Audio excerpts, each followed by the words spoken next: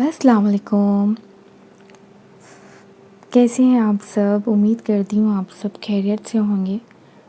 اور آج میں آپ سب کے سامنے 27 رجب سے پہلے آپ سب یہ پڑھ لیں۔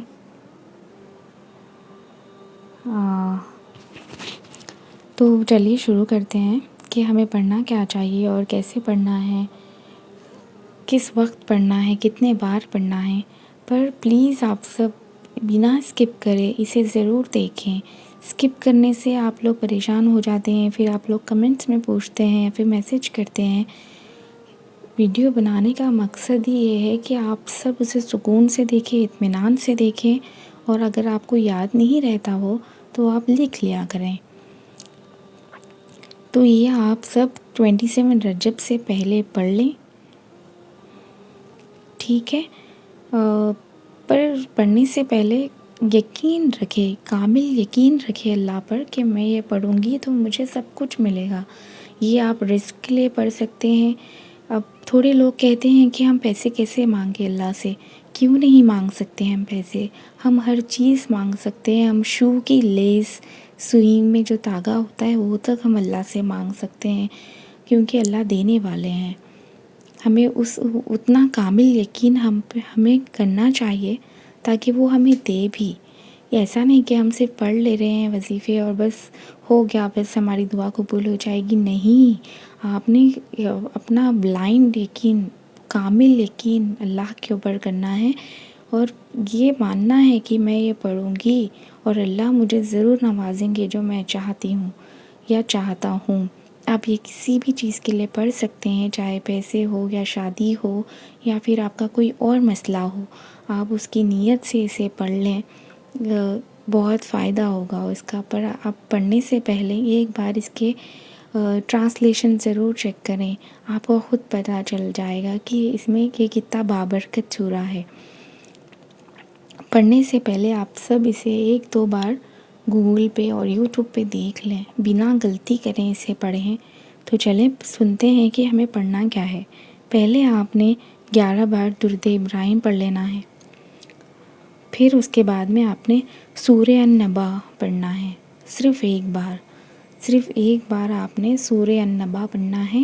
اس کے بعد میں پھر سے درود ابراہیم پڑھنا ہے، اور آپ یہ چاہے تو کون سی بھی نماز میں پڑھ سکتے ہیں، پر میں زیادہ تر جب آپ کوئی سورہ پڑھتے ہو یا بہت چھوٹا وظیفہ ہوتا ہے تو آپ تہجد میں کرتے ہو تو وہ بہت ہی اچھا لگتا ہے۔ مجھے تہجد میں وظیفے کرنا بہت پسند ہے، کیونکہ مجھے ایسا لگتا ہے کہ وہ وقت میں اللہ کے بہت قریب رہتی ہوں، میں جو چاہے وہ مانگ سکتی ہوں اور مجھے بہت سکون ملتا ہے۔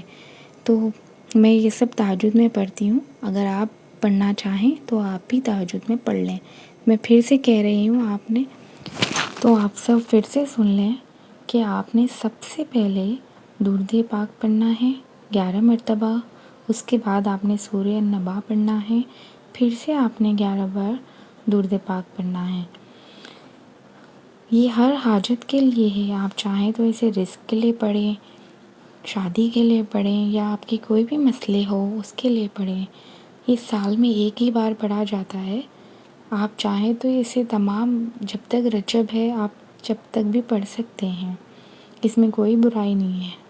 پر میں ہمیشہ اسے صرف ایک ہی دفعہ پڑھتی ہوں، وہ بھی شب معراج کے ٹائم پہ، اس سے پہلے، اور میں تہجد کا ٹائم پریفر کرتی ہوں۔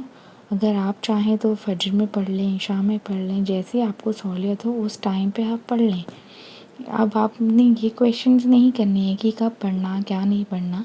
آپ چاہیں تو اسے تہجد میں پڑھ لیں، آپ چاہیں تو فجر میں پڑھ لیں، آپ چاہیں تو عصر میں پڑھ لیں، آپ چاہیں تو ظہر میں پڑھ لیں، آپ کون سی بھی نماز میں سے پڑھ سکتے ہیں۔ میں تہجد میں پڑھتی ہوں۔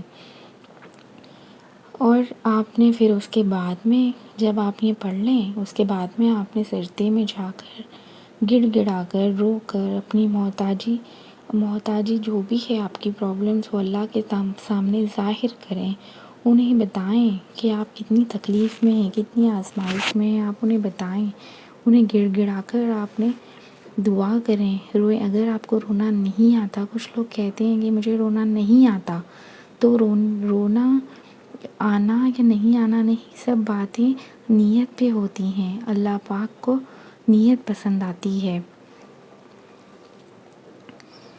آپ نیت کے ساتھ روئیں اور جو سو دعا کریں کہ یا اللہ جو بھی میری پریشانی ہے، جو بھی میری تکلیفیں ہیں، چاہے وہ جاب کو لے کر ہو یا پھر شادی کو لے کر ہو یا کچھ بھی مسئلے ہو، یا تو میرے پیرنٹس راضی نہیں ہیں، کوئی بیمار ہے، یا پھر ہمارا گھر میں بہت تنگی ہے، بہت پریشانیاں ہیں، میری بہن کی شادی نہیں ہوتی، میرے بھائی کی شادی نہیں ہوتی، مجھے اولاد نہیں ہے، یہ سب چیز آپ اللہ سے مانگیں، جو رو رو کر گر گرا کر دعا کریں۔ اگر آپ کے پاس پیسوں کی تنگی ہے تو آپ پیسے بھی مانگ سکتے ہو، کہ ایسا کہیں نہیں لکھا ہے کہ آپ دعا میں پیسے نہیں مانگ سکتے۔ اللہ نے تو یہ حکم دیا ہے کہ آپ جوتے کی لیس تک مانگ سکتے ہو، آپ سوئی کا دھاگا تک مانگ سکتے ہو، بس آپ اپنی حیثیت دیکھ کر نہ مانگیں، آپ اللہ سے مانگیں، آپ کو سب کچھ ملے گا انشاءاللہ۔ چیز اور بتانی ہے کہ یہ سورہ پڑھتے وقت آپ نے کوئی مسٹیک نہیں کرنی ہے۔ آپ چاہیں تو اسے یوٹیوب پہ دیکھ لیں، آپ چاہیں تو اسے گوگل سرچ کر لیں، جو بھی آپ کر سکتے ہو کریں، اسے پرفیکٹ طریقے سے پڑھیں بنا کسی مسٹیک کے۔ یا پھر آپ کو ایسا لگتا ہے کہ مجھے غلطیاں ہوتی ہیں پڑھنے میں، تو آپ پھر اسے پہلے پڑھ لیں، دوسری بار پڑھ لیں۔ اگر آپ کو ایسا لگ رہا ہے کہ آپ پرفیکٹ ہو گئے ہو تو آپ پھر سے پڑھیں۔ بہرحال اسے آپ 27 رجب سے پہلے پڑھ لیں اور اپنے تک نہ رکھیں، اسے شیئر کریں اپنے بھائی میں، اپنے فرینڈس میں، اپنے جو بھی آپ کا سرکل ہو اس میں شیئر کریں۔